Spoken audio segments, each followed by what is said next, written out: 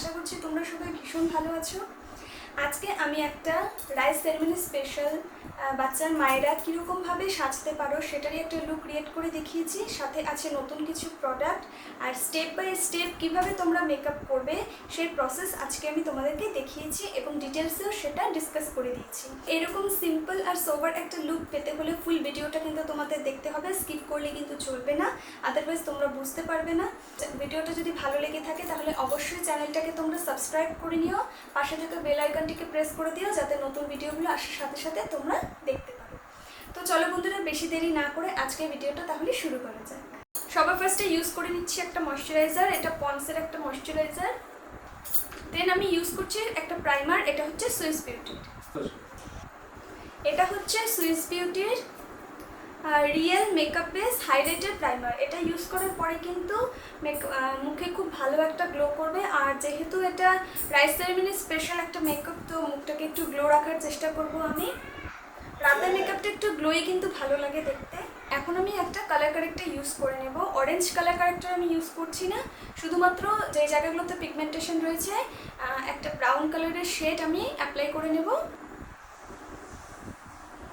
তো আমি এখানে লরিয়াল প্যারিসের 317 নম্বর শেড রয়েছে, সেটা কিন্তু তোমরা as a colour correction use করতে পারবে। খুব ভালো করে এটাকে ব্লেন্ড করে নেব। এরপরে নেক্সটে আমি একটা ফাউন্ডেশন ইউজ করব।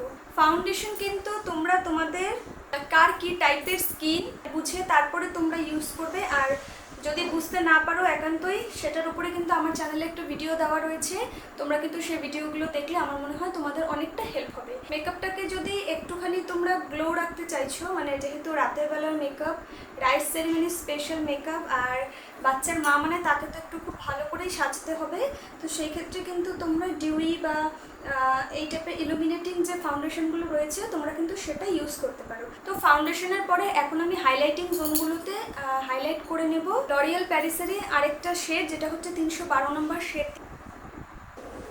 সুইস বিউটির কনসিলারটা বা রিকর্ডের কনসিলার এগুলো একটু রিজনেবল প্রাইসে আছে। এখন আমি একটা চিক টিন্ট ইউজ করে নেব, যেটা হচ্ছে রিকর্ডের একটা চিক টিন্ট। এটা একটু ব্রাউন শেডের উপরে রয়েছে। ক্রিম ব্লাশারটা তোমরা ইউজ করলে কি হবে বলো তো, অ্যাকচুয়ালি মানে ক্রিম ব্লাশারটা না অনেকক্ষণ অবধি লং লাস্টিং করে। তো এখন আমি মেকআপটাকে সেট করে নিচ্ছি। এই যে এটাকে বলা হয় পিৎজা পাফ, এটা ইউজ করলে অ্যাকচুয়ালি কি হয়, যে জায়গাগুলো মানে এই যে যেরকম ধরো এই যে এই ইনার কর্নারগুলো, এই সমস্ত জায়গাগুলোতে কিন্তু অনেক সময় ব্রাশ দিয়ে করতে আমাদের পাউডার সেট করতে একটু প্রবলেম হয়। তো এইটা ইউজ করলে কিন্তু তোমরা ইজিলি কোনার যে জায়গাগুলো রয়েছে ভালোভাবে সেটাতে তোমরা পাউডারটা অ্যাপ্লাই করতে পারবে। তো এখন আমি একটুখানি কন্ট্রোলিং করে নেব। যার ফেসে যেই রকমের প্রোডাক্ট শ্যুট করে তোমরা কিন্তু সেই রকমের প্রোডাক্টই ইউজ করবে। বা যদি তোমরা না জেনে থাকো যে কী রকমের প্রোডাক্ট ইউজ করবে, তার ভিডিও আমার চ্যানেলে দেওয়া আছে। স্কিন টাইপ বুঝে মেকআপ কীভাবে করবে সেটা দেখতে পারো, সেটাই হেল্প নিতে পারো। আমি শুধু স্টেপ বাই স্টেপগুলো তোমাদের দেখাচ্ছি। এখন আমি একটা ফিক্সার ইউজ করে নেব। এখন আমি ইউজ করে নিচ্ছি একটা হাইলাইটার।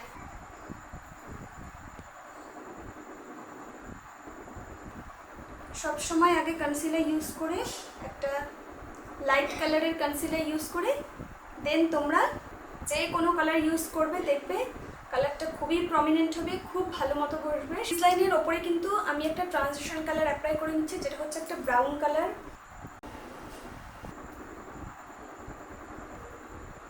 লোয়ার ল্যাশ লাইনেও আমি একটু ডার্ক কালারটা অ্যাপ্লাই করে নিচ্ছি, ব্রাউন। সবশেষে ব্রোবনে আমি একটুখানি হাইলাইটার ইউজ করে নেব। যাদের আইব্রো খুব প্রমিনেন্ট আছে বা ভালো আছে সে তাদের খুব বেশি একটা আইব্রো করার দরকার নেই, তারা হালকা করে আইব্রো ড্র করতে পারো, সেটাই আমার মনে হয় ন্যাচারাল লাগে। তো লিপস্টিক লাগানো আমার ডান, অ্যাপ্লাই করা বাকি ছিল শুধুমাত্র দুটো জিনিস, সেটা হচ্ছে আইলাইনার এবং মাস্কারা।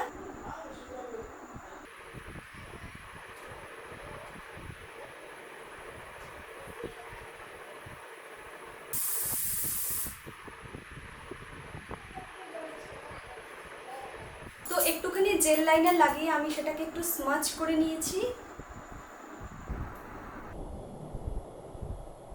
তো তো বন্ধুরা, এই ছিল আজকে রাইস সেরেমনি স্পেশাল বাচ্চার মায়েরা কিভাবে সাজবে। এরকম একটা গর্জিয়াস লুক যদি তোমরা ক্রিয়েট করো, তোমাদেরকে কিন্তু ভীষণই ভালো লাগবে দেখতে। আর রাইস সেরেমনি ছাড়াও যে কোনো ওকেশনে তোমরা স্টেপ বাই স্টেপ এই প্রসেসে যদি করো, তাহলে কিন্তু মেকআপটা তোমাদের অনেকক্ষণ লং লাস্টিংও থাকবে।